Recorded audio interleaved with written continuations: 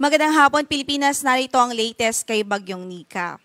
Base po sa pinakahuling datos na nakalap natin, nakita natin ang sentro nito sa vicinity ng Besao Mountain Province. So, nasa Cordillera Administrative Region yung sentro po niya. At yung kabuuan ng bagyo, as you can see po, ay halos nananalasa sa buong Northern at Central Luzon. Kasalukuyan pa rin po siyang nananalasa. At ang kanyang maximum sustained winds, malakas pa rin. Umaabot pa rin sa 120 kilometers per hour near the center at gustiness na 200 kilometers per hour. Kanyang movement ay west-northwest sa bilis na 25 kilometers per hour.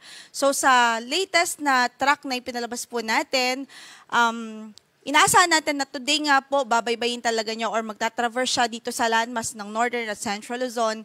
And then eventually po ay lalabas din po ito sa coastal waters ng Ilocos Sur. This evening din po yan o ngayong gabi. So it will continue to move west-northwestward over West Philippine Sea and eventually po ay mag-exit ng ating area of responsibility by tomorrow. So bukas pa po ang labas nitong sinika sa ating PAR. Kaugnay dyan, signal number 4 pa rin tayo ngayon sa Kalinga, Mountain Province, northern portion ng Ifugao, central and southern portion ng Abra, sa northern and central portions ng Ilocos Sur. So dito po concentrated yung signal number 4 natin, habang signal number 3 naman po sa mga lugar na ito, sa northern portion ng Quirino, northeastern portion ng Nueva Vizcaya, central portion of Isabela, southwestern portion of Cagayan, rest of Abra, southern portion of Apayao, rest of Ifugao, northern portion of Benguet, southern portion ng Ilocos Norte at natitirang bahagi pa ng Ilocos Sur. Yan po yung mga lugar kung saan na meron tayong orange shade. So dito din concentrated yung signal number 3 natin. Ibig sabihin malakas pa rin na hangin ang nararanasan at pwedeng maranasan pa ng ating mga kababayan sa mga susunod na oras. Habang signal number 2 ngayon, sa northwestern and eastern portions ng Cagayan, rest of Nueva Vizcaya, rest of Isabela, rest of Quirino, rest of Apayao, natitirang bahagi pa ng Benguet, sa natitirang bahagi pa ng Ilocos Norte, La Union, northeastern portion ng Pangasinan, northern and central portion of Aurora, maging sa northern portion of Nueva Ecija. Signal number 2 naman ho yan. Habang nakatas pa rin ang signal number 1, ibig sabihin posible pa rin ang mga pamisa-misang pagbugso ng hangin dulot nga po ni Bagyong Nika dito po sa Babuyan Islands, rest of mainland Cagayan, which is this one, and rest of Pangasinan, rest of Aurora, rest of Nueva Ecija, Bulacan, Pampanga, Tarlac, northern and central portions ng Zambales, northeastern portion ng Quezon, kasama na po dyan ang Polillo Islands. So kung makikita po natin, Northern Luzon, basically Northern Luzon and Central Luzon pa rin, nakatas pa rin ang ating tropical cyclone wind signal.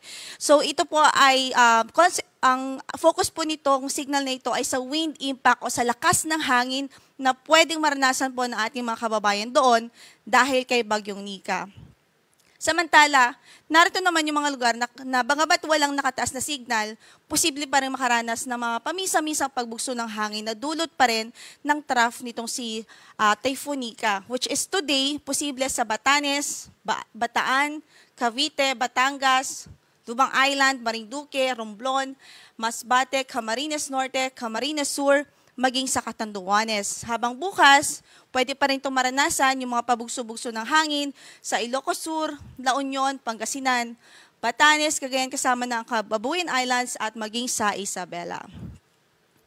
Ito, importante din po ito ang ating rainfall forecast.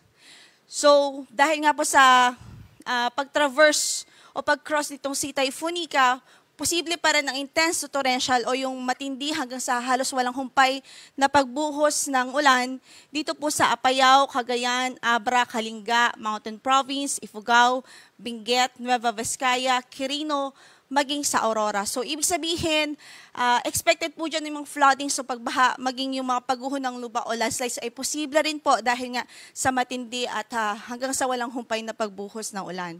Then, meron din po tayong heavy to intense rainfall na expected or forecast dito po sa areas na ito, sa Ilocos Norte, Ilocos Sur, La Union, maging sa Isabela. So, ibig sabihin, likely rin ng mga pagbuha dito dahil malakas din. Malakas hanggang sa matinding mga pagbuhos ng ulan ang pwedeng maranasan ng ating mga kababayan. And then, moderate to heavy naman sa Pangasinan, Tarlac, maging sa Nueva Ecija. Ibig sabihin, katamtaman hanggang sa malakas na mga pagbuhos ng ulan ang mararanasan po dito sa areas na ito.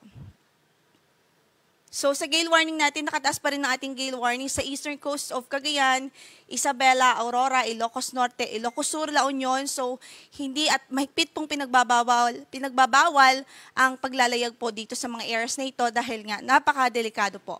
Dahil pa rin yan sa bagyong Sinika.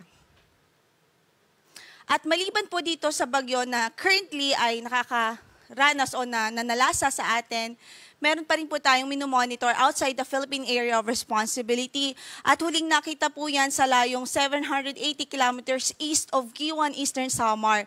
Tropical depression pa lang ho ang kanyang kategory sa ngayon. 55 kilometers per hour near the center ang kanyang maximum sustained winds at yung gustiness niya ay umaabot sa 70 kilometers per hour.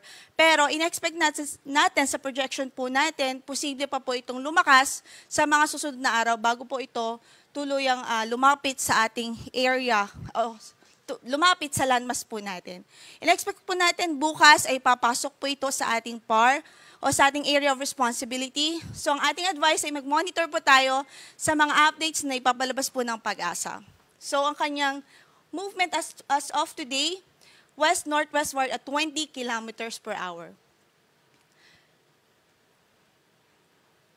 Okay, ito pong si Tropical Depression, kapag pumasok po ito ng ating area of responsibility, papangalanan po natin siyang si Bagyong Ophel. So yan muna pong latest. Ang next po nating update ay sa lagay po ng ating mga dams.